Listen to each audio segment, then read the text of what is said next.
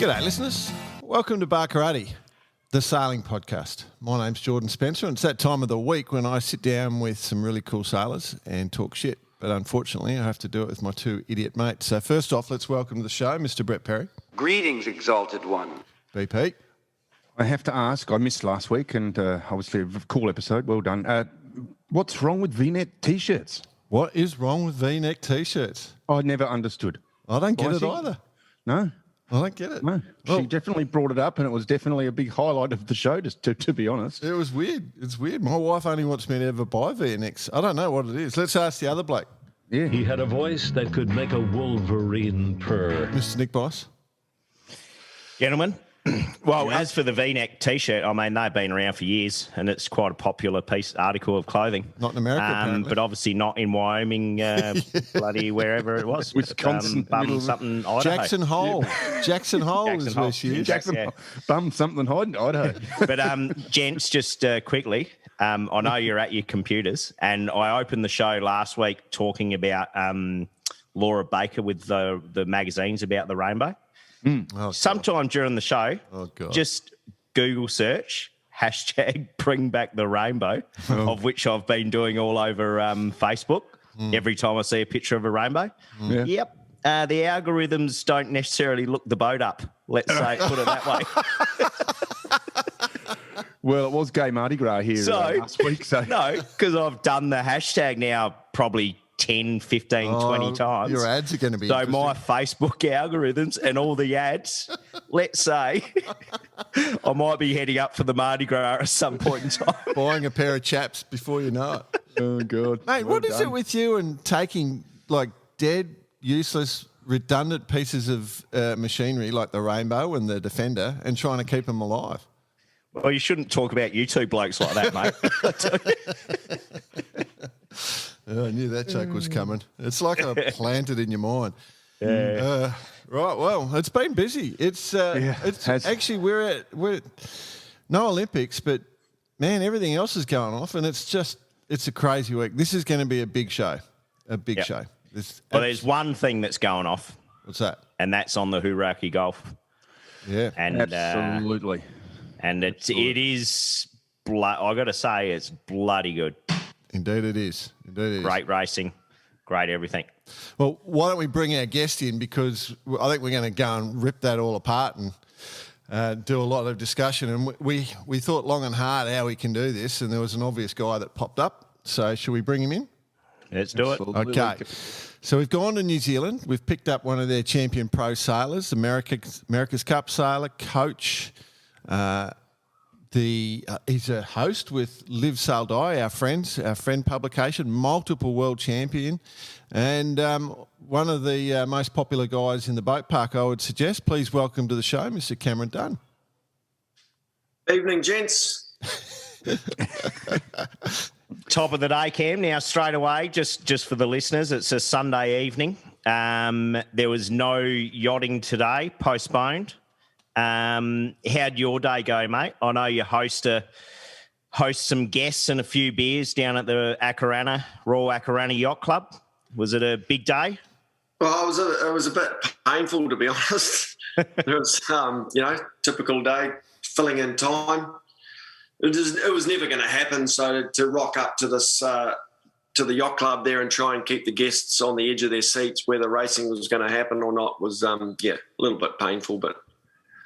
Yeah, it was unfortunate. We just it was never a good forecast, and they tried their hardest. Yep, they did, and one of the hardest things of the day probably would have been to slow the flow of the beer down, making sure you're in control of that. Yeah, there's always some good couple of beers straight away down there at the Royal Akarana. So there's cold beers, nice food. We get well looked after. Yeah, no. The solution, mate. It's run the joint streaming program. So the last race of the JJs was on today, and it was an absolute cracker. So I had the America's Cup streaming on a little screen until something happened, and then just watched the JJs. So we did actually transfer over to that at the yacht club before they officially abandoned it, as we'd called it, and then we did a vote around the room to see who would rather watch some cool sailing. And so we flicked that over. It was perfect. It was good. It was a good And one. there was a NAM off in Sydney today, right? Was. Like plenty on. Yep. No, I'm just standing here looking at the balcony at the moment. It's pretty well flooded, and the wind just has settled down a little bit, so we've dropped down below 20 knots now, but it was up there. All right. Well, before we get into all the cup and stuff, let's get into Cameron's sort of resume a little bit. If I could summarise it in one, you're a laser sailor done good. It's a pretty good brief summary. Yeah, I used to hack around in the laser a little bit back a long time ago now, I tell you. And managed to get into the America's Cup world through coaching. I went to the US in the late 90s after my last Olympic campaign in the laser, and got a job working with John Collius in the US, who was an America's Cup skipper at the time. And he was starting up his the Abracadabra 2000 campaign, or Aloha Racing was one of its multiple names back then. And you did some coaching with him, and then started doing some sailing with him on one design 48s, and then managed to get into the Cup team, and it all sort of snowballed from there, really. Yeah, predominantly fulfilling, you've done sort of strategist roles and helming. You've jumped into the helming roles as well. Coaching the Phoenix TP team these days, of course, doing a lot of work and tactician work. So in your world champs with one group and Brunenisek, and then a match racer, of course. You won a world champs in the match racing. So you're pretty much, you know what you're talking about when it comes to what we're watching in New Zealand at the moment. Yeah, well, it's interesting, coming from that, I guess you almost call it now the old school sailing when you're watching the AC-75s ripping around the place. And I think that the hardest part for us watching it, for all of us sailors watching it, is I don't think any of us can really fathom exactly what these guys have on out there just sailing these boats around the course, especially in that light stuff that they've seen the last couple of days. I reckon we'll come back to that. We'll just stick on you for a little bit more because, there's a lot of banter there to go. So did you have a choice when it came to sailing? Like, how did you start? My old man sailed. He sailed paper tigers. Paper tigers? Yeah. Whoa. There you go. I grew up at the beach with actually my best mate, Nathan Hanley, who's a Olympic coach over here now, and his old man and my old man sailed PTs together, and so I just grew up. My childhood memories of the summer at the beach with Dad out sailing in the paper tigers, and then Nathan and I had a couple of old wooden opties, and we used to just go blatting around the beach in the moored boats and picked it up from there. So was that's pretty much the traditional pathway in NZ, right? Opties to start with, and then P class. Was that right? I guess back in my day, the opties were very much just to learn how to sail in, and a lot of people skipped that. It wasn't. We did a few regattas, but it was very much get into the P class whenever you could. Yep. Nowadays, it's very opti centric, which I don't necessarily think is the right way, but. We had the P class, which was, I guess, the equivalent to the Sabo or whatever that you've got in some parts over there, and awesome little boat to sail, really, really hard. So went through that, the sort of the single-handed dinghy scene, opties, Ps, Starling, and then into lasers. Sailed lasers for about, 6 years full on for the 96 trials. Right. Have you recovered? I actually went out. I sailed a dinghy on Saturday for the first time in a good probably 10, 15 years. I sailed a Zephyr. A Zephyr? Which is an old Spencer design from the I'm guessing here, 1950s, but I borrowed a boat. The Nationals coming up in a few weeks. Is that the single-handed jobbies, like a small OK type thing? That's exactly. Soldy sails, right? Exactly. Yeah. Really rounded, fully battened main, beautiful, just a real beautiful boat, design way back in those days. And there's about, they reckon they could get up to about 70 boats for the Nationals. Wow. So it's a bunch of old guys having fun. So I thought I'd sitting around this COVID for the last year, not doing much. It'd be nice to get out and do some yachting. Absolutely. And how'd you go, mate? Towel them up, or the old boys? No, I just went out by myself for a little practice sail. I tell you what, I need to work on the flexibility. I'm not quite as agile as I used to be around the boat. It was only about 5 knots of wind. It felt like it needed to be twice as big. They actually look like a bit of a blown-up sabre. The Zephyr, yeah. Yep, you'd say that for sure. Yeah. Looks like the sabre for slightly bigger guys. I'm just trying to get it in my head, but yeah, good on you. Yeah, really nice. I reckon once you get up to sort of 10 knots, you'll be hiking, and gorgeous boat to sail. Or an impulse for those out there sailing impulses who'd probably get grumpy if I don't mention them. So for everybody, we've got Cam, we've got a discussion going of best off the beach dinghies or off the beach classes, let's say, and we get emails. Tell you, we get emails. I've just added the Paper Tiger to the list. Yeah, I agree. That's going in there. That's a cracker. Paper Tiger, great boat.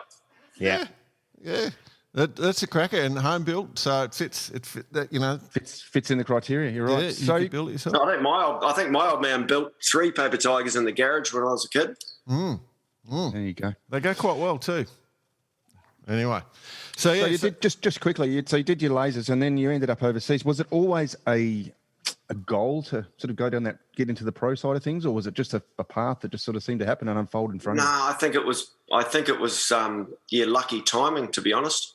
It was just sort of the Olympic campaigns get so all consuming, and so for the sort of last 3 years leading into the 96 trials, everything was laser. To be honest, I was a bit burnt out by the time I got to the trials. And soon as that finished, it was like, well, what am I going to do now? Yeah. And professional sailing wasn't really on the radar, but I'd always coached ever since, through all my laser stuff. I'd always quite enjoyed coaching. So myself and a guy, Alan Coots, those days we sent off a bunch of faxes to different schools in the US, and we'd been given Coleus's contact, and sent a fax off saying we're looking for a job, and we got a fax back, which was very exciting, saying cool, we'll do a phone interview, and all of a sudden we were sent tickets, and we ended up flying from Auckland to the Bitterend Yacht Club in the BVI. Yeah, right. As a 23-year-old, I had to look up in Mum and Dad's Encyclopedia Britannica about what was happening in the BVI. For all those young guys, young guys and girls, that's our version of Google. Yeah, exactly. Well before the internet, and then off we went, and just right place at the right time. Obviously, have done something right along the way. Yeah, I turned up as a young fella out of lasers. Never really sailed much big boat stuff. Turned up to the Bitterend Yacht Club, and every year there, I don't know if they still do it, they always have a pro guest match race event there. And so we turn up completely unbeknown this was going on, and we rock up 6 o'clock at night. We're just flown for a day and a half, the most gorgeous place in the world. You get off a ferry. There's rums being poured left, right and centre, and you walk into this room and there's Russell Coots, Ed Reynolds, Peter Eisler, John Coleus, all these legends of the sport that we read about in the Seahorse and stuff. So it was quite a cool. And I got to sail with Peter Eisler in that Pro-Am regatta, which for me was just awesome. Absolutely. And got introduced to Mount Gay and Ting. Yeah, I believe was the Caribbean drink of the day. Yeah, lots of it. So actually, on that point, when you were growing up, going through this, who were the superstars that you sort of looked up to? Was there a number one in your mind, or? No, I guess with the '87 America's Cup was massive. I was a 15-year-old right into my sailing then, so. So Robbie Juicy. Heaven forbid if I said Chris Dixon, but well, we know Dicko's a fan of the show, so you could do a little shout out if you want. Yeah, we got Rat coming on next. He's going to give a few stories. But certainly Coots, Coots winning his medal in '82. So that whole Olympic scene. So probably Russell was probably the biggest one. John Cutler was another one I really looked up to. Yeah. And you've done a lot of sailing with John since.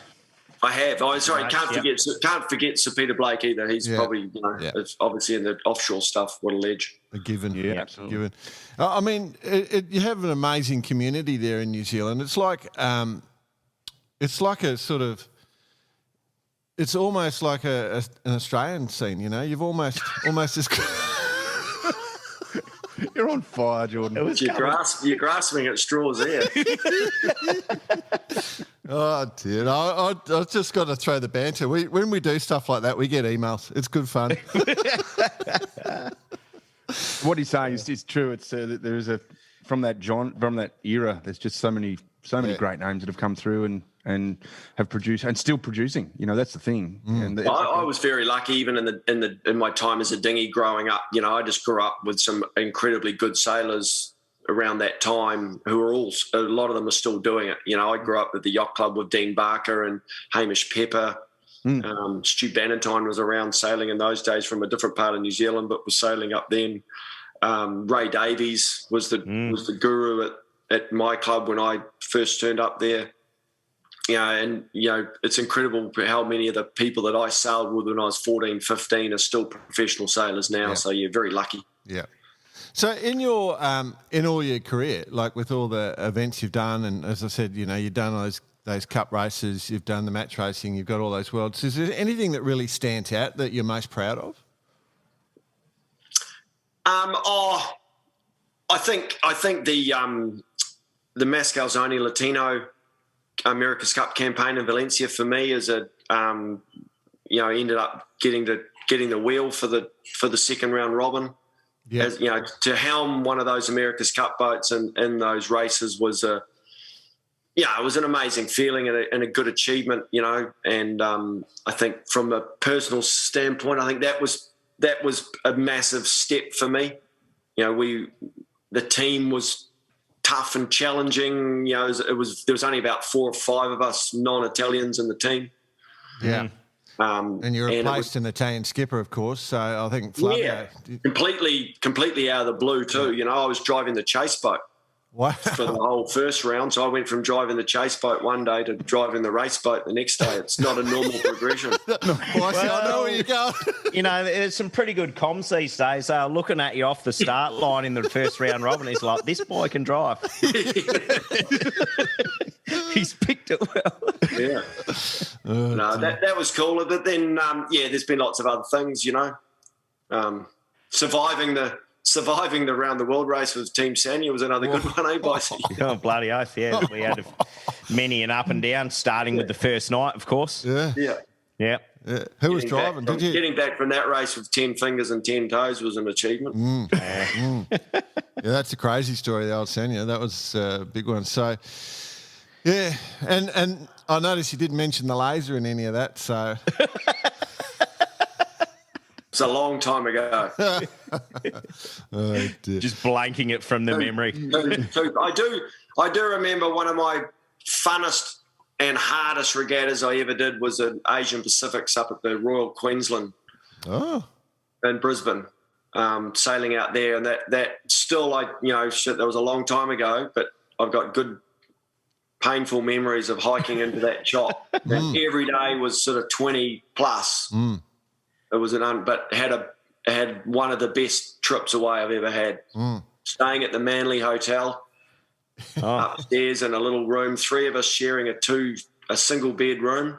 One of us with a mattress on the floor, one on the base, and one on the bed. And we rotated around the room each night. So it made it fair. Cooking 2-minute noodles in your kettle. Going downstairs and watching fights out in the car park from the bar. It was full on. It was great times. Good memories in the laser. Yeah. Nothing's changed out Manly. No, it's actually gentrified. I'd love to go back there one day and just see what it's like now. Oh, well, there's a regatta on in a few days, the Queensland multi-hull champs. I can get you a ride. Just come on over. Are you staying at the Manly Hotel, Jay? Oh, dear. Oh, cool. Right, so I guess, you know, you're a bit of a legend and you're doing a lot of work around the Cup. We've seen a lot of the stuff you're doing with Live, Sail, Die. Actually, how did that come about? Sue Ellen and you mates, or? No, quite randomly, actually. Sue Ellen contacted me one day and I guess she'd been asking a few people that she knew about who she could possibly get to do some America's Cup coverage. And There's a couple of guys. One of them was Matty Mitchell, old legendary bowman from the Lingy and Team New Zealand. I don't know. Somehow he put my name forward, and quite surprisingly to me, I was quite dubious about it, to be honest. But yeah, so I went and had a chat with Sue Ellen, and you know, she's pretty infectious with her enthusiasm for it all, and I sort of just liked the feel and the story. It was all about, you know, listen, we want to just cover the sailing. We don't want to get involved in all the politics and all the bullshit that goes on with all the mainstream media pick up on it. You know, there's some of the media outlets here that just are constantly digging into the dirt on Team New Zealand and trying to get a story. And we've been very honest from the very beginning. We're not interested in any of that stuff. We just want to cover the yachting and follow that. And it's been a good little journey, actually. I've really enjoyed it. Yeah, good. Well, I've got to say, you do a bloody good job at it. And I get one of the key elements, I think, and you can pick it up straight away, is you know these guys on a one-on-one basis, and it's just a normal chat with them, like a actual completely honest chat. You're not trying to make up stuff. You're actually genuinely interested in exactly what they have to say, and they actually want to give you good answers. So you can pick up on that straight away. Yeah, it's pretty tough though, because you go to these mix zones. So the way it works, you know, they come in from racing, sort of, they have a press conference at about 7 o'clock. So they've finished their race, at sort of 5:45. They've towed in, they get back, and then they do a press conference, which is as boring as can be, generally, with the most generic answers you can possibly come up with. Yeah. And then they go out the back for the mix zone, and that's where, you know, the likes of us and all the people get to ask them personally questions. But of course, we're the bottom feeders, so we've lived sail die, so we're last of the line to ask any questions. So you can just tell the poor guys, you know, Jimmy and Keko and that, they want to go. They've been there for an hour already. They've just had a long day on the water. So it's, I think to come to someone like myself and Chris Steele, who does it with me, it's a little bit refreshing for them and a bit different, and we're not trying to keep them long and ask them stupid questions. So, you know, we know them well, as you say. I've sailed with most of them, so it's a bit easier. Yep. What's been your best question that you've thrown out? Oh, I don't know. I'm still working on that, Bicey. Or your second best then?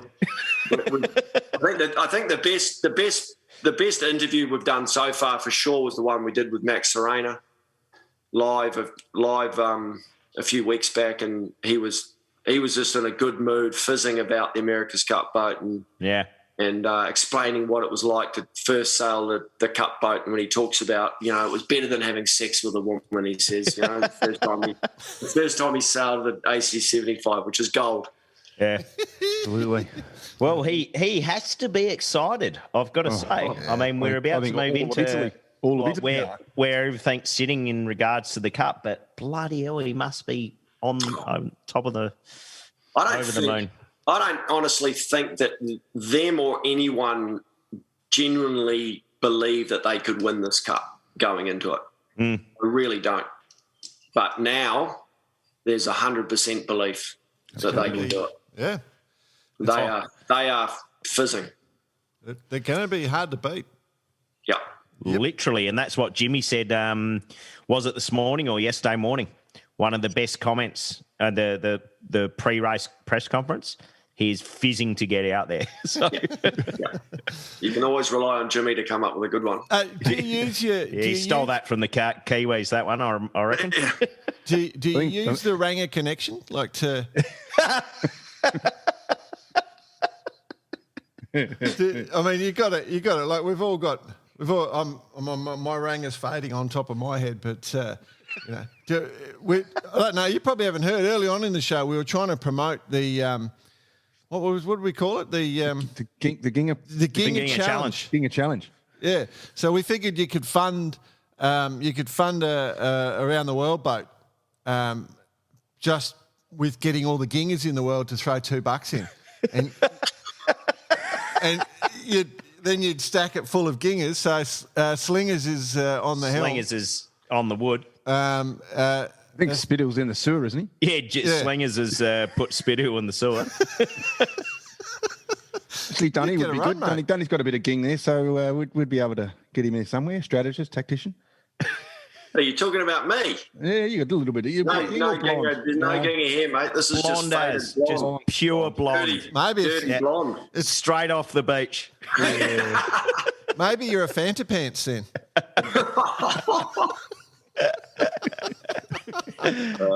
Classic. All right, let's get into this. Let's rip into the cup. So first off, I'm going to talk up Barkarati a little bit before we start throwing questions. First off, Barkarati, BP said, I reckon 12 months ago, he said, he didn't say it as cool as everyone else, but he said the rigs are going to be way more important than everyone thinks. Everyone's focusing on the foils, and BP came out and said it's going to be, let's say the aero package. I don't remember if you'd said aero package, but that's the way it is now. That's what we all call it now. We don't call it rigs and sails.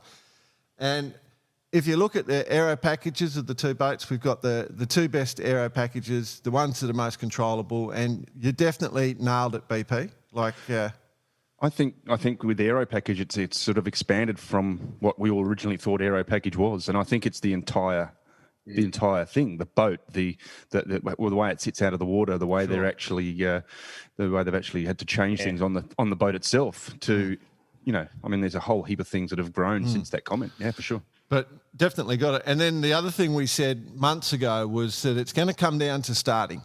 We noticed pretty early on that once a boat won the start, it was very, very hard to pass, and that's just being proved and proved and proved. So Barkarati is probably the best sailing commentating resource in the world, or at least second best.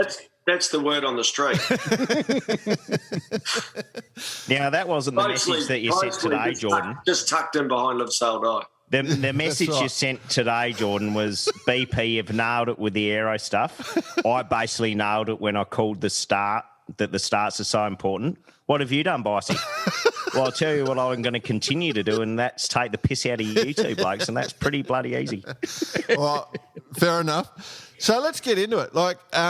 We have, I don't know about you guys. I know, obviously, I do a bit of coaching in match racing, mate. And so I love the dial-ups and the pre-start and stuff. And the fact that starting in the match racing is a big deal. It's any match racing, the start's everything. The start is everything. And it's just proven to be the case. So are you enjoying it? Are you thinking it's good sailing, or I'm leaning more towards not thinking it's good sailing. Right. Yep. I enjoy the starting side of it, but I just wish there was something else. At the moment, the way the breeze has been and the way it's been pretty steady light air, you could basically turn the race off turn the TV off after the start and go, well, that boat's going to win. Yep. First tack. There's no chance of getting around. Yep. So is one of the elements, I'm going to throw this one out, one of the elements is because the course is so narrow, there's no leverage or there's no opportunity to jump into a different shift. There's no opportunity to leverage and gap away. Not that there ever is. That's 100% right. And it also, because they're now using the first time they've used this narrow course with an upwind start, the boat that has got the jump off the start line gets to control that first beat really hard. And doesn't give them an opportunity, and then you're off, and obviously downwind, you're not getting affected by anybody in those boats. No. So I think it's a lot to do with a combination of the upwind starts and the narrow course. Even if it's an even start, by the time you get out to that left-hand boundary, whoever's in control there, the other guy can't do a lot. Yeah. That's it. We keep hearing as well. We keep hearing it as well. Like this race is going to come down to a mistake, and they both said today that they're not making mistakes. So I mean, there's been a couple of little ones, but nothing to sort of change I guess obviously early on in the contest, the boats were making mistakes. Yeah. And so there were a lot more passes going on just because they were falling off the foils, or they'd run over the boundary, or they just weren't as slick as they are now. But now we're at the pointy end. These teams are bloody polished. And the conditions have been really steady. There hasn't been. There's probably been nothing more than It'd be lucky to have been a 10-degree shift Yeah. in the 6 races we've seen. So that plays into it as well. I think if we did get the classic Sou'wester here and we raced in the stadium course C in the harbour, that would change things. Yeah. All right. Well, Are we actually going to see that in the next? Possibly on Tuesday. Okay. It's looking like we're going to get a westerly flow coming through, but it might be too far north, might be more of a northwesterly, which makes that course almost impossible to use. So. Yeah, sure. But it'll still make it a shifty course wherever they go. Yeah. all right. But So, I wrote an article back in November about my concern about the upwind starts, and I sort of, at the beginning of the series, I thought, oh no, these are actually working out all right. But now this last few days, and then also with the Prada Cup final, the races have been such a procession. It's like, oh, is the downwind start still the better option? At least we'll do the reaching start into a run. At least then you get to the bottom gate still close. Even if you've lost the start, you're still probably going to round the bottom gate within a few lengths of the leader. Sure. And then you've got a chance of a split at the bottom gate, and the upwind will become more open. Yep. Yeah. I don't know. I've asked a few of the sailors, and they're pretty 50-50 on it themselves. So it's pretty interesting. I got some analysis, but to get there, I want to build into it a little bit on those starts. So if we look at the two boats, everyone's talking about the difference in foil sizes, right? So we know New Zealand's got a slightly smaller setup of foils. So what New Zealand have done is that we notice is that they're faster, right? They're a lower drag setup. So if they can get in front, they can go faster. They can and skip away. The Italians have made the choice of the slightly bigger foils, and what that gives them is the ability to go high, ability to stay on their foils longer, go down speed more. So the Kiwis have chosen speed, and to me, the Italians have chosen the options. They've got more options because they've got the ability at the start to go up high, sit on the foils, to move around. So it's critical for the Kiwis to win the starts. It's easier for the Italians to win the starts, though, because of their setups. That's and particularly given it looks like it's going to be predominantly light regatta. So I hate to say it, but I think you've nailed it right there. I think the other two will be spewing. The average, the Kiwis have been sailing on average about 500-600 metres more per race in distance. Yeah, and the races they lose, they've been sailing 1,500 metres. Yeah. Because they've got to get clear. It's incredible amount of distance. Yeah. And there was talk about it, the amount they have to actually speed up to get through the tacks. They don't want to get below that, whatever that 20, 21, 22 knot speed range is. So they're actually speeding up to get to that. So bearing away, then tacking, which is interesting thought. I actually think Luna Rossa have missed a bit of a trick in this last couple of days in the pre-starts. Yep. Not getting more aggressive. And engaging Team New Zealand more to get them into that lower down speed stuff where they do have that advantage to stay up on their foils. I think, that last start was a shocker really from Spittle and Bruni getting down low in the box there and underestimated the gas they probably had to go back through with those because they were coming back so close together, which we haven't seen much of before. I think that's a big part of it, that they're learning a lot in this regatta is the effect of the gas, which is a really good been that relevant previous to this regatta. Which is a really good point, and it's is there much talk about that? Because there's been a bit of talk about it.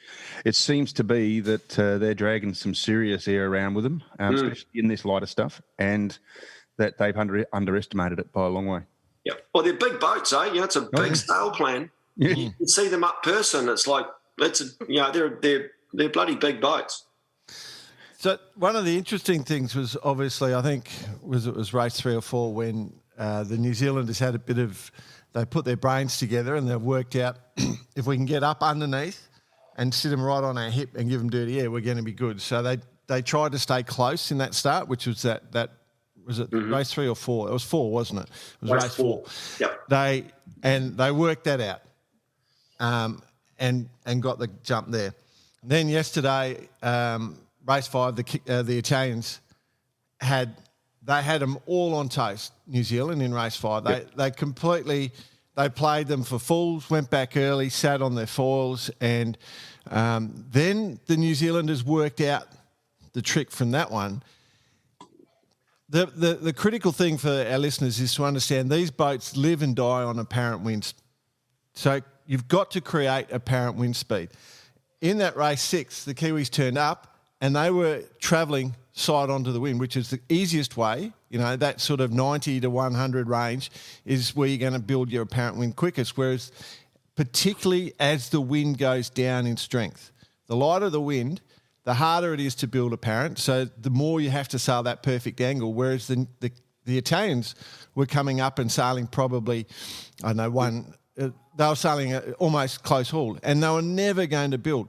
So that understanding as that wind goes downrange that you've got to be up near the line, I reckon we'll see the New Zealanders are aware of that, and I think the Italians will not let them get low off the line, particularly in light winds now. So, yeah, I think in that last race, obviously the Italians were aiming to get a tight to leeward start. Yeah, it's one little part, and that is when they bore away and jibed down onto starboard, there was a green channel marker in the box there. Right. Oh, right. Yeah. That almost forced them to sail a little further down than they maybe would have wanted to.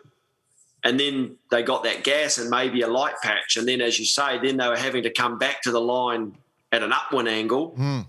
And they were sitting right on that sort of 17, 18 knots, which is marginal. If they fell off there, they would have been toast. So they would have had max flaps down, just doing all they could to keep her in the air. Mm. It was quite obvious they were in a real light little cell there. There was you could see it on the water. From 40 seconds out, it was like, this is not going to go good. And it wasn't really anything Team New Zealand did. No. They put themselves there, but Team New Zealand did everything right for them. Yep. Up in there. They made the right decisions and nailed it. Well, I just want to say for the listeners who haven't sailed, sort of sitting, because you see all this banter going online, to understand how difficult it is to get those boats lined up perfectly where they can build that apparent wind quickly, it gets exponentially harder as the wind goes downrange. And so these guys are trying to hit a line at exactly zero whilst trying to go from somewhere between 10 knots to 40 knots, and the acceleration program is completely variable depending on the angle you're sailing. And so it's super tough. And throw the other boat in the mix. Yeah, it's super tough. If you've got an advantage early on, and you can hold that advantage, well, that's what you're going to do. You're going to win that start, and that's why I guess we're seeing what we're seeing because, and they haven't done any practice. Mm. This whole 2 or 3 years of doing these campaigns, there's been no practice racing. Mm. They're doing like Luna Ross is doing, maybe their 20th race. Mm. Yeah. Team New Zealand's doing their 7th or 8th race. Mm. It's crazy how little time they've had to get this sorted. Does that open the door to keep this class going? Do we see it moving forward because of that reason, in that we may see a sort of a change in style of racing, or is it going to come to question when it's finally done again? Oh, I think the class will carry on. I really do. I think whoever wins will keep this class going. Certainly Luna Rossa have already said that they will. Yep. I'd be very surprised if Team New Zealand were going to change it. But I think they do have to look at the format, the format and the style of the race and all that to try and make it more engaging. Yeah. We have got the idea. We could do the pursuit race. Pursuit race. Yeah. Hey, Cam, I'm just having a look at the weather actually for the next few days. It doesn't look terribly breezy at all, does it? No, tomorrow the sort of the forecast is probably 9 to 12 nor'east. There's a couple of models that might have it poking up a bit more than that, but that's a ton better than it was today. Yeah, sure. And that with a little bit more sea breeze in that enhancing, we should get.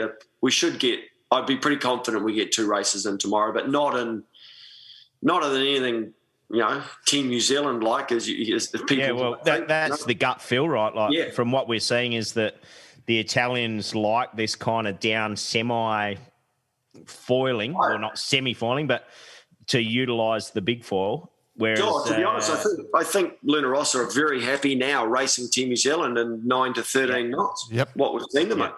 Yep. I reckon if I had to choose a boat right now in those conditions, I'd take Luna Rossa's boat for the reasons Jordan was saying. It's more universal, gives you more options, more confidence to get off the start line. And once you're ahead, they're proving that you can't get around them. Yep. But shit, I'd be bloody keen to see in 20 knots what that Team New Zealand boat could do. Oh, mate. Yeah, unfortunately, we might not. Like Tuesday's a chance, but... Yeah. That's it. That's it. Like there's... Maybe the decider. Maybe all of a sudden we race the whole lot in light air and then the comes the down last day is 20 knots. She's arm off. Here we go. Yeah. Here we go. Be cool. So we've had... I'm going to throw some interesting things I've heard. Well, there's been big banter on some of the chat pages. Why is no team doing a port start? Yeah. Nathan, we talked about that with Nathan Altridge last night in our debrief. And he said maybe, I guess if you got 2 down, you might start throwing that out there. But, it's like in match racing, if you just go barreling off into that left-hand corner of the box, you're in trouble. Pretty high risk. You're very high risk. It's almost impossible. In an America's Cup final, you've got some kahunas on you. Yeah. I actually, this is related to your response, right, Jordan, on one of those chats, which I did read with interest, and I probably think you rewrote it about 8 times. I'm trying to be delicate. A very diplomatic answer in the end. Yeah. But the first answer that you almost pressed enter on would have been as diplomatic. No, I'm trying to be very diplomatic. But it was a very well weighted answer in the sense of, like you say, Cam, if you're stuck in that left-hand corner of the box, you're Post. Yeah. Well, they call it coffin corner. Yeah, exactly. Yeah. There for the picking. So if you're going to do a port start, let's be honest, whilst these boats are different to the slower boats, it doesn't change the fact that you've only got 2 boats out there. You're coming back on port. The starboard boat can pick you off at any time. They can get you at any time. So they'll get a penalty on you, and you do not want to do a start with a penalty. Although the penalties aren't onerous in this race. So for those who haven't read the rules, if you get a penalty before the start, you have to start 50 metres behind the other boat. If you get a penalty after the start, you have to slow for 50 metres. You don't necessarily have to go behind. So it's just important. But the pre-start, if you get a penalty before the start, that is the end of the race. If you are 50 metres behind, you have to be 50 metres behind off the start. It's proved that you can't pass it. So your race is done.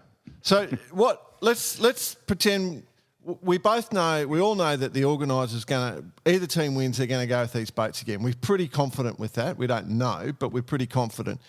What will we do differently? Would we make the course bigger or wider? I reckon I would, but it depends on where you're going to sail. I think they need to have the ability to have a wider course, like on a race course like they've raced on the last couple of days, where they do have the option with the geography to have a wider course. Then why not have the ability to do it? Right now they're restricted by the way the rules are and what the width of the course can be. And I get it. You want it for the spectators and all that kind of stuff, but the spectators are so far away out there anyway. Yeah, I was noticing that they are a long way off. Apart from the Imagine, she's right in there. Yeah. But they are be pretty hard to see what's going on. Hope they've all got TVs on board. Yeah, you're out there with your screen on. You got the beard going. You're doing bombs. You're out there for the atmosphere. Yeah. But I think having the ability to widen it up, and if you're racing right in the harbour, then you probably don't, because it's going to be shiftier in that. Maybe you don't need the wider course then anyway. But I think having the ability, and to be honest, I reckon the downwind start, so the reaching and into the downwind for me is a way to just keep the race more open. It may, but the hard thing is then you lose the classic match racing pre-start, which I really enjoy. But the reaching stuff was pretty good in Bermuda too, you know. Yeah. I think the good part about that idea is at the bottom, like you said earlier, you're going to get a split no matter what. You're not going to get anyone following anyone, and you're going to have that choice. But that would, if you could marry that into the wider course, then you can bring shifts into play. I think that's probably what the big one is we're not seeing the shifts and we're not seeing passing lanes. What about a longer start time where you're in when you're in the box longer? Yeah, chuck another minute in there. That's what I reckon. Yeah, get more manoeuvres. Yep, that's your other option. Yep. One manoeuvre with the port tack, although it hasn't worked every time, but the one manoeuvre is, on paper, looks like the easy way to go, right? Especially in the light air. Somebody will get a hook with an extra minute. Yep. And then things will be interesting. Which leads to what I wanted to talk about a second ago. I'm not sure the grinders would be that happy with us. It leads to a point I wanted to bring up earlier about one of the starts, and we were talking about it, and you could see the red mist from Jimmy. He saw the opportunity, he went for it, and then and Burling shut him down. That was it was almost like Burling was just sitting on his foils, ready to go, and he was watching him, and then he came in behind. He actually got him in close. And then he got up onto his foils and then closed the door and put Jimmy right in there, and that was the end of the start for that one too. So it was all interesting. It's must be so, like you say, Cam, that Lunar Racer, while they've done 20 or so races, Team New Zealand done 7 or 8, and then that was the kind of first real off the start line luff that we've seen. It's like, what the hell happens in a luff when you're doing 34 knots? and your skipper's on the windward side and can't see through the sails. Yeah. No, but they got the camera. And I think that race one luff, that was bloody close to being a penalty. Yeah, right. I think that was closer than anyone realises. That was, they're certainly, and possibly a penalty either way. Yeah. It's not, they were only about less than a metre from touching the boundary, the imaginary boundary around the boat. Yeah, sure. Yeah. And either way, if that happens, someone's got to get a penalty, whether it was Team New Zealand for not keeping clear or Luna Rossa for not giving them room to keep clear. But that was really close to being a penalty. Yep. It was crazy, wasn't it? Absolutely crazy. So it's been good. Have you heard any rumours, any of the teams struggling to keep their boats on the water, or is any of them having any sort of technical issues at all? No, all good? No, they're all good. Luna Rossa had a few mainsail problems on day 2, I think it was. They didn't do much pre-race stuff. They had a few issues, but didn't seem to affect them. They went out and smashed the first race. So, no, I think that gear breakages-wise, it seems like they've been really, really good. Ever since... I guess Ineos were having problems with their cant system way back before Christmas. There was a bit of talk about it then. And then obviously American Magic had their issues, but they just sunk their boat. So that's probably to be expected. Yeah. That's true. It's true.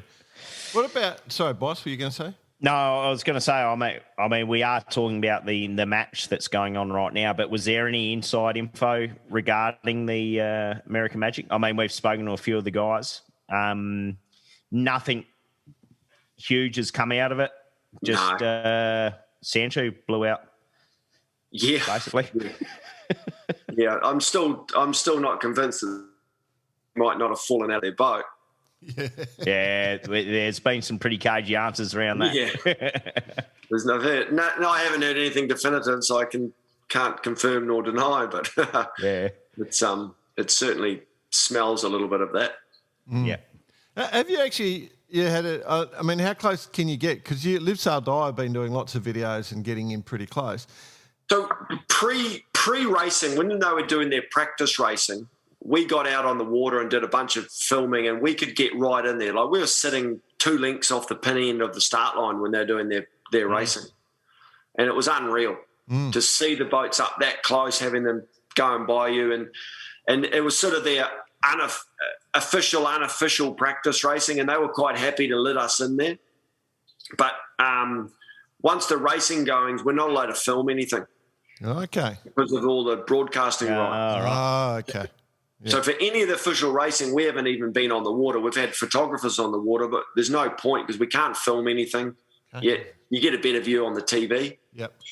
But it was really cool to see that pre-stuff, and I learned a hell of a lot just following them around a few days, just ripping around it, driving a chase boat at, 30, 40 knots flat tick, and you can't get close to them downwind. Wow. It's unreal. And then upwind, what impressed me the most is the tacking in the breeze. I don't reckon they lose 10 metres. Really? Yeah, sure. Oh, they are so efficient. Once they get above that 15-knot range, it's like watching a radio-controlled boat. They just are ripping. They may slow down a couple of knots, but a few knots at the speed they're going is nothing. It is nothing at all like a conventional boat you see that, I reckon they're way better. Yeah. Super impressive. Two things to take out of that, man. One, we didn't waste money on the Barkarati production team that we were going to send over and do all the filming for us. Yeah. And, They're a sus lot, though. Two, the barge was a good idea because we weren't keeping up with them. Just shut the anchors down. Make us a mark of the course. I still reckon that's the funniest vision of my life would be just having us sit in the middle of the track. Yeah, Tell you what, it's not the most environmentally friendly event when you've got all these chase boats ripping around at Mark 10 with about 1,500 horsepower on the back of them churning through the fuel. And, Yeah, sure. and they took all the fuel tanks out of what's it called? The tank farm that was there in New Zealand. Yeah. They have to get them up at Whangarei now. Yeah. Have you actually had a chance to look inside with the membranes, the two membranes? Have you been able to spot anything inside of any of the boats? No, I'd love to. I think you touched on it early on, and I think that those rig aero packages, as you say, is a big part of it, and I think that's where Ineos really struggled early on. I think a big part of their game back to being competitive was sorting out their rig and sail setup rather than foils and all that kind of jazz. They just couldn't generate the power. Get the thing up and going. It's very interesting. So let's say you're put in charge of the team next time around. So pick any team. Which team would you be in charge of? Just as a hypothetical. Who would I be in charge of? I'd have to create my own team. Okay, yeah. There we go. We got your own team. Are you going to go with the two skippers? Oh, you would definitely look seriously at it for sure. I would sway that way. I'd test that before I'd go with the one almost, I reckon. Interesting, it looks, but to be honest, it would need some special chemistry between the people. I think Keko and Spittle are obviously both bloody experienced, and aren't letting their egos get in the way of it all, which is not always said with top class helmsmen or sailors or athletes. You're really giving away all of that. I guess the good news is there's so many chase boats in each team. There's at least enough guys to qualify. A couple of Cameron Dunns floating around for you. No problem. Pick one out. You can just chuck them in day to day. Just throw someone in there and have a go, mate. Dunny, you're up, mate. We might need some chase boats on foils, though. It might be a bit of a bigger step. A bit of a step too. Not sure. But yeah, certainly it looks pretty damn good, doesn't it? Absolutely. I think that, but as you say, we haven't seen it in any sort of heated moment at the moment where there's a bit of breeze. So let's see how that goes. They did. For sure, Team New Zealand have tested it. I've seen plenty of videos in the last month of them doing manoeuvres where there's been only Blair changing side. Right. Yeah. So I saw them do some pre-start stuff where it looked like maybe Ashby was driving on port and, not changing, but they've obviously decided that, too big a change this late in the piece, which Absolutely. I'd have to say it probably would be. Absolutely. Is it just me, or when, they do the onboard shot when Pete comes in behind Ashby or Glenn and goes to take the wheel, does it look like he hangs on just that little bit of time, because he does it? Glenn just holds on a bit. I like this. Glenn hangs on or Pete hangs on? I think Pete elbows him a bit. And Yeah, it's a bit of a... That's why Glenn, you know that handle they all talk about?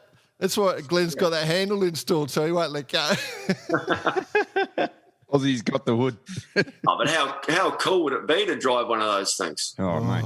All right, well, Let go of it either. I mean, they've all got their custom outfits and stuff, but Glenn's actually got an extra bit of protection just around the rib area. Pete's trying to elbow him off the helm. But have you picked up that the Kiwis just run the standard shorts? I did see that. That's out of the breeze, and then the Italians are in the full skin suits. Yeah, Didn't well, see that. Yeah. you've worked for the Italians before. That's pretty standard stuff, Yeah. right? You No, go to I the mean- gym in the morning in your normal shorts, and here they are in their bloody dick stickers.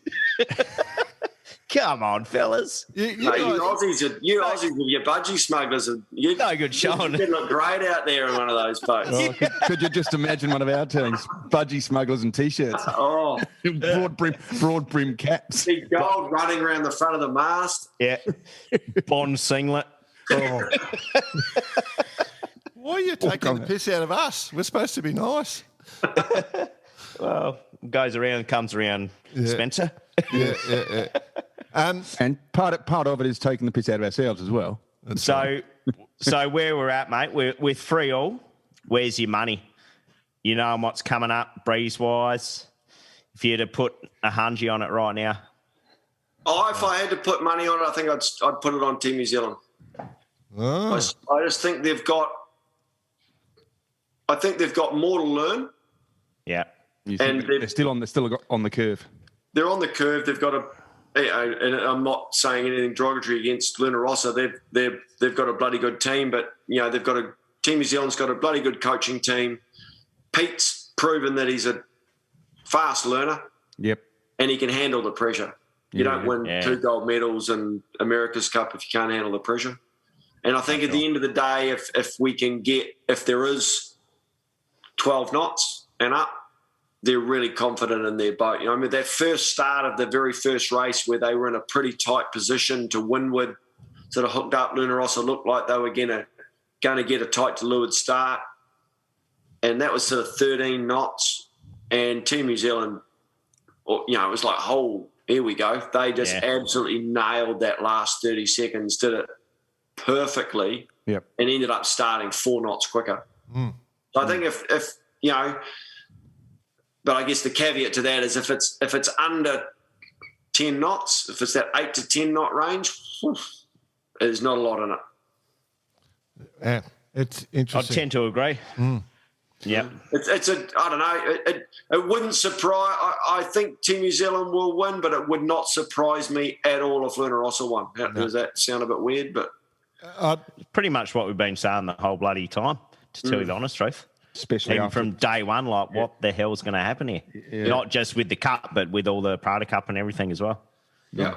I think that the truth is New Zealand have, like, everything you've said is correct, Danny, but the Kiwi boat is quicker, but there's more. They have to be more spot on. The Italians have more opportunities to stuff them up at the start, and it's going to be great because it is not going to get windy, so it's going to be down to the wire the whole time. And I do think the brains trust in that New Zealand team is pretty solid. I hate to say it, but not discounting the Italians at all for all our fantastic Italian listeners. But and you just got to look at how well the Luna Rossa have improved. Yeah. Over the 2 months, you know, Philippe Presti, who I believe really looks after the starting side of things and has worked with Spittle for a long time with the Oracle campaigns, and then Vasco Viscotto, who takes a lot of the lead in the racing around the race course. Strategy-wise, you know, they've done a phenomenal job, you know, so she's a tight one. I'm not sure I'd want to put a hundy on it.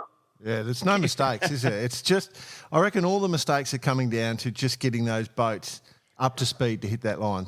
You know, when they're at their most difficult, that's it. And then once they're going, there's bugger all mistakes being seen. And it's just split-second decisions. You know, this is it. It's the time frame that it takes for response. I think that's what a lot of people are underestimating is how it's just finite. between being on the fours and off the fours. And I think that's something that needs to be appreciated more for sure. The only other thing I want to... wide air, you're getting back to the line from a long way away. And it only has to be a small change and your timings get out. That's why we've seen so many late starts too. Yeah. The software's telling them they've still got 15 to kill, and then they go through a bit of gas, and all of a sudden they're 10 late. 34 knots. Yeah, exactly. No, down to 26. Yeah. The only other thing I think that the organisers have got wrong is that it should have been best of 31. I don't want it to stop. I just want more sailing, Oh, it's wicked. As a sports fan, what more could you want, I tell you, I was out with the grade 2 dads yesterday from the school who've got nothing to do with sailing, and to my surprise, 2 of them brought it up and have been watching it, and I was like, oh, there you go. So, once they asked, obviously, what I do, and I said, I do a bit of sailing and do a bit of this, and they said, oh, I've been watching that America's Cup thing. Wow, how cool's that? I mean, they don't know what's going on. Yeah. But they, it seems to have brought that into the play, which we've discussed a few times about this type of sailing. So, it has had that positive effect. Oh, for the people here, we've been so lucky, obviously, here in New Zealand with having it going on through all this last bunch of months with all the crap that's going on around the world. But for the old mate out there fishing in his tinny in the harbour and stuff, they just get the buzz of their life when these things are ripping past them. They see them over in the distance, they go, oh, yeah, there they are, and then next second they're trying to pull up a snapper and there goes an America's Cup boat past them at 40 knots. They are so impressive to watch in person. So you've seen the viaduct in full swing previously. Same deal. Yep. Yeah, even more so. They've made the viaduct even better now, and it's it was this week, like especially yesterday, Saturday night, 2 days, it was heaving. Yeah, sure. That was the exact word I was going to use. I bet it was. Yeah. I'm assuming that they've lowered the beer prices down a bit to make it easier for everyone. Oh, yeah. Yeah. Yeah. Lowered them down to $15. $15.60. Plus GST. Yeah, that's crazy over there. Well, Danny, what's next for you, mate? Let's just roll back on you. What do you got coming up? Is it still stuck until the world cleans up? Another year? Pretty much. There's sort of I'm still tied up with the Phoenix 52 program, sort of my main program that I hope to be working with as a coach this season. The 52 Super Series they're planning on going ahead, but it's sort of an evolving target, and to be honest, from sitting down here in this part of the world, I struggle to see how I'm going to be flying up to Europe back and forth like I used to. Well, I won't be, to be honest. Yeah. So unless we can get a whole bunch of events clumped in together, and I can go up there for a decent chunk of time and then come back, and I've got to, do your 2 weeks quarantine and pay for that. Yeah. And it's a big call, our vaccine thing here in New Zealand's probably a bit slower than most parts of the world. Yeah. So who knows when that's going to get. Yeah. So it's only just started. Yeah. It's really hard to know how this year's going to pan out. I really couldn't tell you, but I'm not overly optimistic that I'll be going anywhere anytime soon. Just back on the bike, mate, and back on the bike. Yeah, I've got a year at home with the family. Yeah, well, I've been doing a bit I've been back out on the tools actually. To be honest, Pricey, you've got to pay the bills. You don't sit around, So I've been out in the tools doing a bit of commercial maintenance with a bloke. It's actually been kind of fun. I get into my riding for a couple of months and then I back it off again. So I go through a roller coaster of fitness. We found in Australia, that the local sailing scene has just gone through the roof with everyone not travelling. Has the same sort of thing happened there? Yeah, well, so I'm the Commodore of the Murray's Bay Sailing Club here in Auckland, which is probably New Zealand's most successful dinghy club. Premier yacht club. And it's a dinghy club. It's only dinghies. It's on a beach, mostly junior members. But this year it's gone gangbusters. We were really worried last winter trying to figure out, okay, how's how's this going to affect our subscriptions, like all clubs were, and I think obviously the America's Cup being here has generated a lot more interest again. But also COVID, people not travelling, people wanting things for their kids to do. Our holiday programs have gone mad because people aren't travelling away, so they need things to send their kids to. The whole sailing scene in New Zealand too is actually really, really strong at the moment. And right through the big boats, I think we've got a good 40-foot scene here. The two-handed racing's taking off again. It's strong. So, COVID's been kind of shit, but it's helped in some ways. We're in the under the same impression here. So we've got a lot of good sailors that aren't travelling, and they're all sailing still. So the competitions are massive, but very good. Cool. All right, mate. I think we might call it quits there. It's been a ton of fun. I hope you've enjoyed yourself. Oh, mate, it's been awesome. Thanks, guys. Yeah, really, really enjoyed it. Yeah, good man. Hey, I really like how you started off super strong Kiwi accent. Yeah. By the end of it, you're almost an Aussie. Oh, get out of it. It's probably because most of my sailing career I've done with foreign teams, so I'm maybe it's just I'm like a chameleon. I just blend in. accent chameleon. There's a few of them around, I can tell you. Hey, copper. Well, I'm glad you said facts the Aussie way rather than the Kiwi way.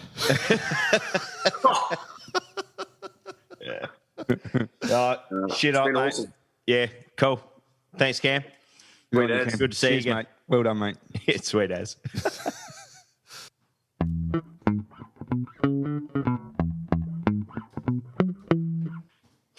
One of the all-round good guys of yachting. Been around a long time, knows his stuff, and it was always a pleasure to be in the boatyard and catch up with him at times. But look, he's doing a good job with Live, Sail, Die. Indeed. Well, apart from I can't understand him. Like when he's working with Chris and they start chatting to another K1, the bloody Kiwi accent is strong. And we did mention that he is an accent chameleon. Yeah, he is. No, Cam, top bloke. Yep. Had the pleasure to sail alongside him and work with him in the past. So good to always have a catch up. Absolutely. Very cool. Boys, we missed something massive. The 470 World Championships have been on. Oh. Sorry? Why didn't you tell me about it? Bloody hell. And they're finished. And congratulations in the men, Anton Dahlberg and Fred Bergstrom. So they've added to their silver and bronze from the previous 2 years. The Costa boys just behind them from Portugal, and then Geordie Chalmer and Nick Rodriguez into the third place there. So congratulations. So we just assumed no one was sailing over in Europe, but they were. And in the women, it was Spain with the win. So Sylvia Mass and Patricia Quintero, who had previously run a silver in Aarhus, and then two newbies to the podium, Aphrodite Ziegers and Lobke Burkot from Netherlands, and Elena Berta and Bianca Caruso of Italy for the women. If you actually go through and look at the event and the results, it's basically Europeans. There was no Americans, there was no Australians, there was no New Zealanders. So they're allowed to call it a world championship? Yeah, I guess. They publish it and whoever turns up, turns up. It's interesting, but so the 470 Worlds were on, and normally would have done a bit more of a build-up, but it's probably a fault at my end, not for actually looking to see if any world champs were on. Just assumed that no one was really doing that stuff because we didn't see any of the Aussies go over. Well, I was going to say, I think Will and Matt missed it too. Yeah. Whoops. Yeah, there's a Welds on. Maddie and Will are listening. And but just pick this up. What? Oh. Will, that was your job to keep an eye on those things. I've been too busy with Etchells and bloody MC38s and my far 40s. Hang on, my phone's ringing. It's Will Ryan. Right, so that was a good one. That was a bit of positive news. Yeah. Yes. Here. Fantastic. Let's all hope it's the one of many to come. Okay. Now, There is some really, really crazy news going on now that we're going to have to talk about. We're going to come back to this more, but we want to pull it up. Etchells. For those who are not in the Etchell world and haven't listened to the show before, there's been a major ruckus going on. So there's been complaints about whole mould number 11, which is an Australian-based mould, which has produced 25 boats. And it's had a lot of success in the last 2 years. So they've produced a couple of boats where they did a lot of work on the rigs, and those boats went to the front of the fleet. So there was some complaints that these boats are illegal, and the situation was that mould, the boats weren't made from a plug, but rather Data. Yep. Now, That is correct. Yep. So the boats made from that mould meet and measure in as Etchells. So they absolutely measure in as Etchells. They've got boats that have come out of that mould have been issued certificates. The issue, and this is what's just been ruled on by World Sailing, and I want to bring this up, and this is what we're talking about, is that World Sailing, that mould, for whatever reason, has never been approved by World Sailing. Whether someone didn't send the paperwork in or not, don't know, but World Sailing have issued that just because they measure and just because they have a certificate, according to the International Etchell Class Association rules, that does not mean that they're an Etchell. They must be produced in a mould that has been certified by World Sailing. This is the ruling that has come down. That is some pretty heavy... That's a pretty heavy ruling. So first off, there's 25 boats now, don't count. Okay? I know BP wants to say lots, but can't. He feels like he can't. So No, I've got a few little notes here. I can actually go through a few things, because one of the most important things, firstly, to say is where Barkarati stands in this, obviously, is that we're promoting sailing for the good of sailing, getting people into sailing, getting boats on the water, and so on. So it is not, our area to be opinionated or biased in any way, shape, or form.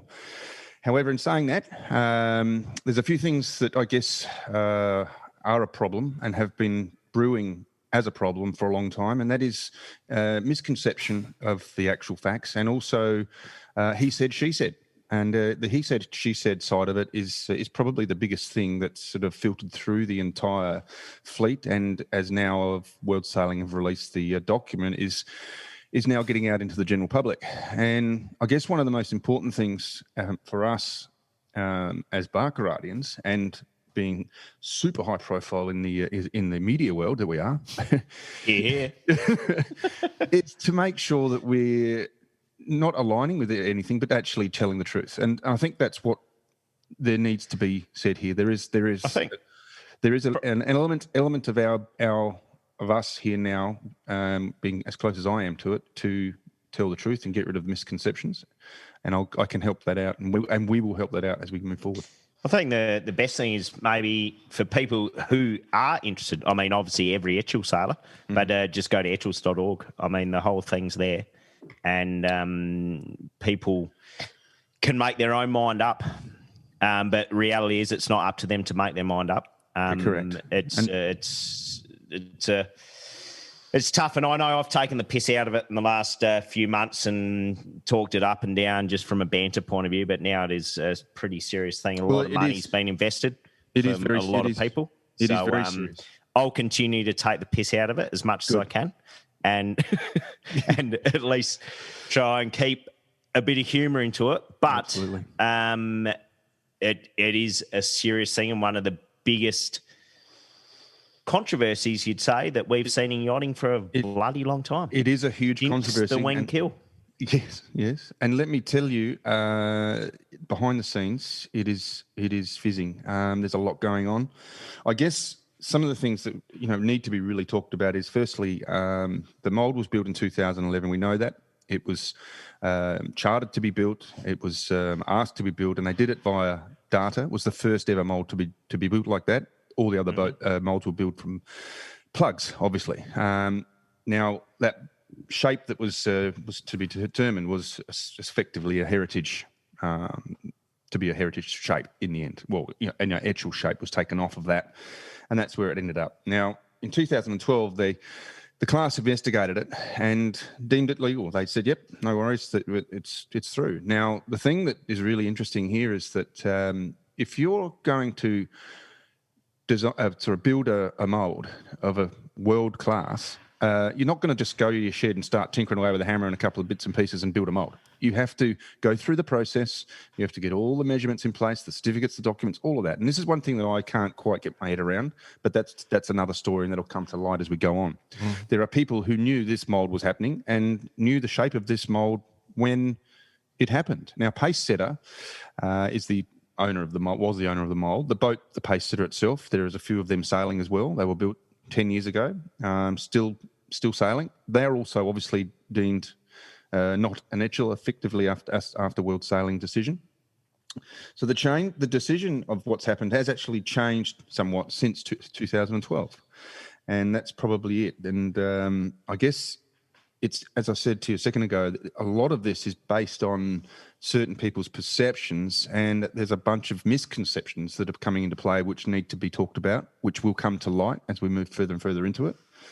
I guess it's a multi-tooled build program. There are 3 builders, well, maybe more, but I think there's 3 at the moment at the top level. And we all know that to have the same boat, come out of a mould is very hard within a certain set of tolerances. But when you've got 3 different builders, it's very even harder. And so I guess the point that is probably trying to be made here is not all Etchells are the same anyway, but how far do we go to make sure that they are the same? And, that whole point is based on the fact, it's a simple fact that Richie Allenson and Ian Murray went on and won the Worlds. In the regatta, in the Worlds before that, they were deep. They were in the 40s. They worked out the rig. They worked out this and that. And then, obviously, with James Mayo coming in at second, it opened the door for this sort of questioning, if you like. And unfortunately, it's ended up where we've ended up. Now, I personally, I see it being very disruptive to the international class. I don't see it being a problem in Australia. I think that it'll be a problem. Well, all I got to say, just in closing about this, I was going upwind on the Etchell today doing 5.3 knots, and you need something to talk about anyway. So you got so fucking long to go upwind with, you might as well have something to talk about, right? So, all right. So I want to say a couple of things. One, it's an absolute disaster for the Etchell class, right? Yes. Absolute disaster. For one, the 25 boat owners. I can't imagine they'll ever be able to sell those boats. They'll be landfill eventually. 2, I'll say there are allegations out there that all the moulds are different because the plug that's been used has been refed each time. Okay, so then there are allegations that all the different moulds produce different boats. So none of them are identical. There are allegations that other boats, one of the builders, are built illegally. So the thing that's going to come out of this is there's going to be, an audit. There'll be an audit. The people that have suffered are going to turn around and throw back.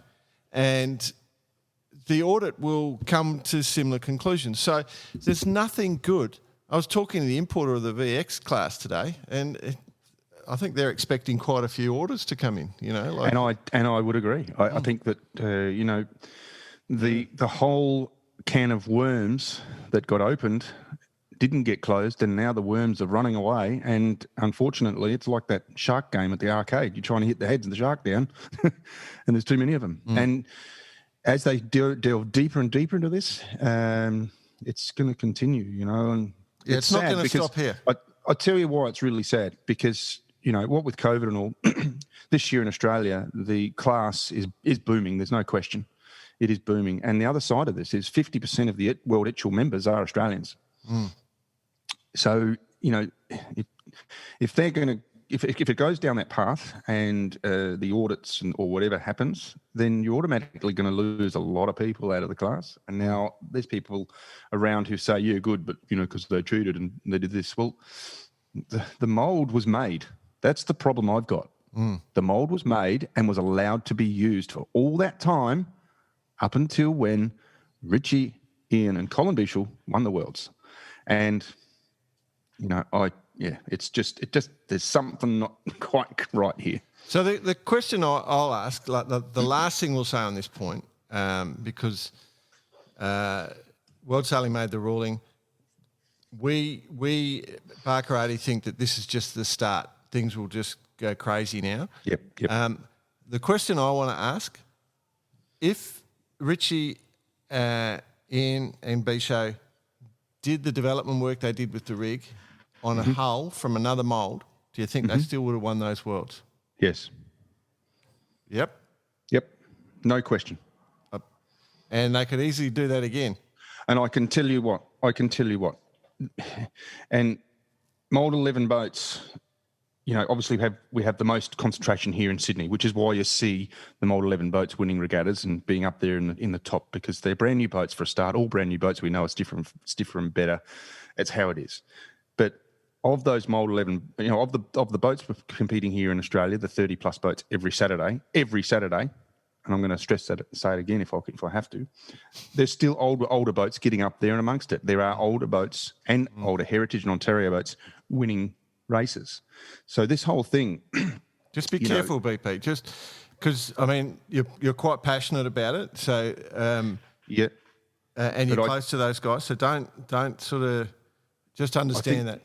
Go on. I think where I'm going with this is that the rig is a big part of it. Yeah.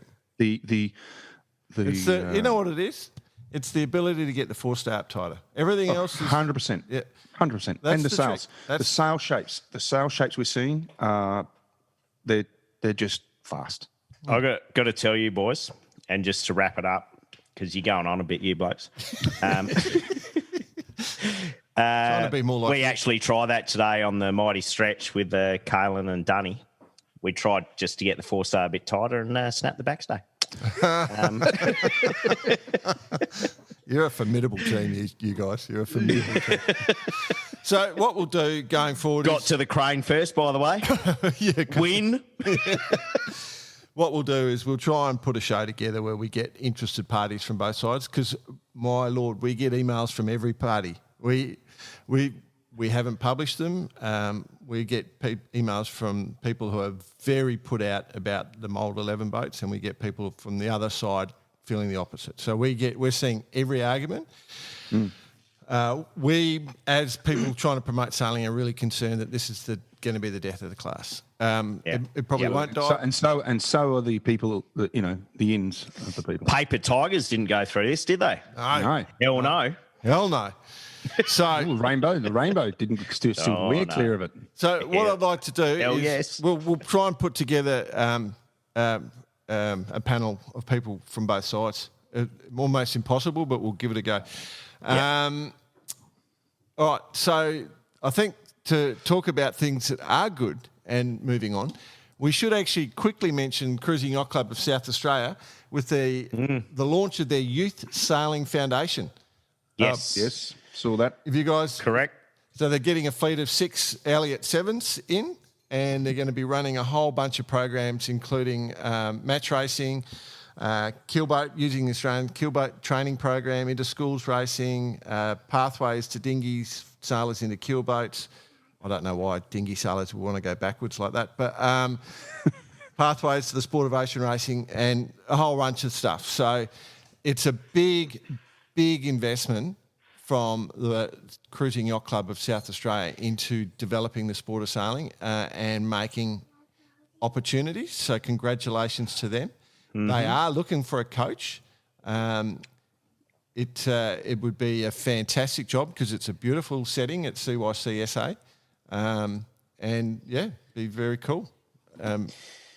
And, yeah, significant effort put in by all the members of the CYC and some certain individuals to get this up and going. And I know it's been on the agenda for a long time, so congratulations to the team that have got that together. And I'm actually going to be lucky enough to be joining the board in regards to how those boats are run. Oh, cool. So that's going to be create something that I wished was around when I was 18 years old, 20 years old. A lot of clubs have done this. It's just good to see another one. If your club's doing it, let us know. We'll promote your club. We're trying to promote, so that's why we're doing it. So congratulations, Cruising Yacht Club South Australia, of which all three of us have spent a bunch of time. I think it would be fair to say. At least all three of us have had a piss in the bushes somewhere around that club. Or a snooze now and then. Or occasional slide down the old roof. That's it. JJ's. The JJ's finished today, lads. I want to go out and chat to our mate Jack on Tech 2. Regatta management, gentlemen. Regatta management. Tech 2 were clearly the fastest boat going into this regatta. On their race 2, they went out and they put up a big rig when everyone else was number 2 rig. You've got 2 boats out there, number 2 rig, everybody out there, number 1 rig, and everybody else small rig. Regatta management, your second race of the regatta, you match what everyone else is doing. And then they took a risk on a cross, hooked frames, and so they ended up having two did not finishes, basically. Races. Yeah. Yeah, so, and they had to carry one of them, and I think they would have... Well, you don't know, but they would have gone. It would have been a real battle between the overall winners. Congratulations to Michael Coxon Jr., Ricky Bridge, and Trent Barnabas for the win in the JJs. Second was John Winning Jr., Sevi Jarvin, and Sam Newton. So obviously you need a skipper who's a junior, and then our mate Sean Langman and Ed Poyce and Josh Porbeski in the third. Also big.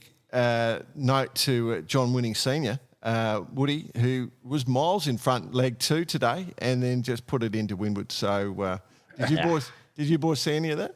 No, I didn't. No, not today's racing. It was good. It was a good race. I have been watching it on and off, just flicking in between everything else that's going on. But you're right, it's some cool stuff going on out there. Absolutely, full bore. And it's continuing. Sorry, BP. I said, and the cool stuff's continuing. Continuing, yeah. If you want, you can go and watch the replay, but watch race 9. She was a cracker. Watch race 2. That was, and just how race 2's won for, from a coach's perspective, I was very frustrated. Tom Slingsby's commentating that one too, so it's a good one. Far 40 Nationals just been run in Australia, Australian Far 40 Nationals. Congrats to Tom and Alan Quick on their boat Outlaw. I wrote, so that's, did you watch any of that, BP? Oh, just got blown out today, but they had it all sewn up anyway yesterday. So, eight boat fleet or something. So it's, it's hanging in there, and the guys are out there enjoying the sailing. So cool. So this was actually run in lieu of what was going to be the Far 40 Worlds, right? I think at so. this time of year. Yeah. I didn't even realise they were still going, to tell the honest truth. I knew they sort of had a little bit of a resurgence, but not. Yeah. Anyway. No, they're still tinkering away. Speaking of tinkering away, 11 days, 16 hours as we record this, 28th of March, so Pittwater to Coffs Harbour. So there's a big yacht race coming up. The Bar Karate Sailors Lager Pittwater Coffs Harbour race. No. Is it? We're in there, yep. Are we one of the sponsors? We're one of the sponsors. Oh, yes. yeah, too. Look at that. I just saw the webpage. I don't tell you guys anything. Oh, so good. Yeah, he's looking it up. Hang on. Is it on there? Yeah, it is. We're one of the event's supporters. There you go. There you go. Yeah. Heard it first here, and so did my colleagues. Anyway, love it. Good work. So that's coming up, and we'll be definitely talking about that next week. Just quickly on that, we will be doing a lot of stuff with that race. Obviously, it's been a while since it's been run, so they're very proud that they've able to get it away. Some big names have come into the fray. Matty Allen's going up, obviously. Marcus Blackmore with his new 100-footer is going up, so it's going to be a good bunch of boats. Is Patrice going, or the ex-hooligan? I'm not 100% sure. Let's review that in detail. Ready for next week. Yeah. Let's get on to that. And they're all making their way up, and then they'll do the Brisbane to Gladstone. So if you don't know Australia really well, Pittwater to Coffs, beautiful place, Pittwater, and Coffs, just as beautiful. It's there's lots of things to bump into coming into Coffs, so I will say that. Wales? Islands, Wales. Lots of Wales. But look, I can tell you this race is... Tons of little islands. This race has been moved, the time slot. It was always on the 1st of January. Back in the day, but they've moved it to now, which I think is more sensible because it links up with the Brisbane to Gladstone, as you say. Yeah, and gets you north to Hamo. So it'll be interesting to see the weather. Normally, it can be basically beach hopping the whole way, but we might see the opportunity to get a little bit more southerly action. And if that's the case, it'll turn into an enjoyable race, obviously. The other one that was cancelled last year and is definitely going ahead is Hamo Race Week. So Correct. 21 to 28 August. It's probably one of the most famous keelboat races in Australia. So Hamo Race Week's back on, so that's good news. And registration has opened for the 21 Rolex Middle Sea Race, so 23rd of October. So there's sailing coming up, so that'll be on. So that's cool. All fired up, lads? Yeah. Okay. Fired up for some yachting, fired up for also the Bar Karate Challenge for the best off the beach class. I must admit I've dropped the ball a little bit in regards to my preparation time. And it's unlike us to do anything like that. But it will happen. Right. It will happen. Well, not to mention... Yes. Well, I want to say we haven't had much... We get a lot of emails. We haven't had many emails debating which is the best off-the-beach monohull because, as we all know, everyone already knows the answer. That's right. The Rainbow. Sharpie. 505, you morons. But what I will say is, and I say this with love, the catwhackers have been sending it's just on. Unbelievable. And one of the bits of communication we got this week, second to none. Oh, absolute classic. Do you want to run through it quickly there? The full breakdown. All right, so we got an email from Bo White. Just to wrap things up. Yep. Yeah, this is it. So Bo White, love the shows, fellas. With regards to the off-the-beach debate, I would like to respond as follows. Come along, boys. We all know the de facto reference for off-the-beach class is the F16 Viper catamaran. My mango-picking boy, Andreas, and his wingman, Eli, have clearly been necking the Bundy again and lying to themselves if they think a boat from the era of perms, shoulder pads and leg warmers can hold a candle to the Viper, even if they do have a new whiz-bang website. Last time I looked, I couldn't sail a website. The Tornado guy? Well, yes, nice boat if you own a warehouse to store it in and don't mind towing the thing on its ear. And, of course, if you're an antique fan. To put this rather fun debate into context, I challenge any further claims to evaluate the following before making more outrageous claims like the Taipan boys did.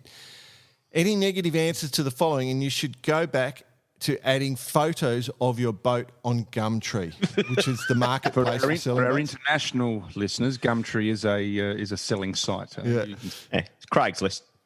So one thing Bo has decided these are the criteria and no one else can pick their own criteria from now on. So can your boat do more than 20 knots? Does your boat have a spinnaker?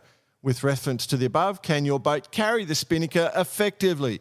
Does your boat have trapezes for all crew and do you use it at all points of sail? Sitting down and sailing classes are immediately relegated to the also ran category. He's had to go at the Paper Tigers without even thinking about it. Yeah, that started it. Well, I think, he'll rethink that one. Can you sail the boat competitively single or double-handed? Can you rig and load your boat by yourself? Is this because you don't have friends? Would you be able to take a prospective girlfriend, or you do have friends, for a sail without falling over or boring them to can we go home yet? Can you get amorous on a double bed like boat with the aforementioned partner? Did you have a nationals this season? Does some contingent of your fleet always get thrown out of the bar at major regattas? If it's a catamaran, can your boat hold its own in the pie eater class that is the F18 regatta? The pie eater class, they're throwing it, aren't they? They're throwing everything out. It's brutal. And finally, can your boat be converted into a foiler and beat up on the Olympic NACRA 17? So that should settle it. We party harder than you do. We have better looking sailors. We have deck sweepers. We think the Olympics are a sham. One Design Sailing is mafia personified, and our boat is faster than yours too. F16 equals edgy, high performance and progressive. Enough of this silliness. I'm going sailing. Mic drop. Mic drop. Mic drop. On that bombshell. He's not shy. He's not shy. Bo, nailed it, mate. Well done. Yeah, So good on you, mate. If you want to answer... We'll keep that in mind when it comes to the adjudication process. Indeed. And I think it's also set a precedent. So from now on, all my emails must be of that calibre. So pick it up, team. Yep, pick up your go. Yeah. Cheers at barkarati.com is where we get our emails. And, yeah, good work. I think that's our show, boys. It is. Yep. Well done, lads. Shutting it down. All right. Yep. All right, everyone. Have a great week. Thanks for putting up with us. And good to have you back, BP. Thank you. In front of the crest comes under me, and I look behind, don't look behind. I'm looking behind, don't look behind. I'm confused. The big waves. The big waves. Every day.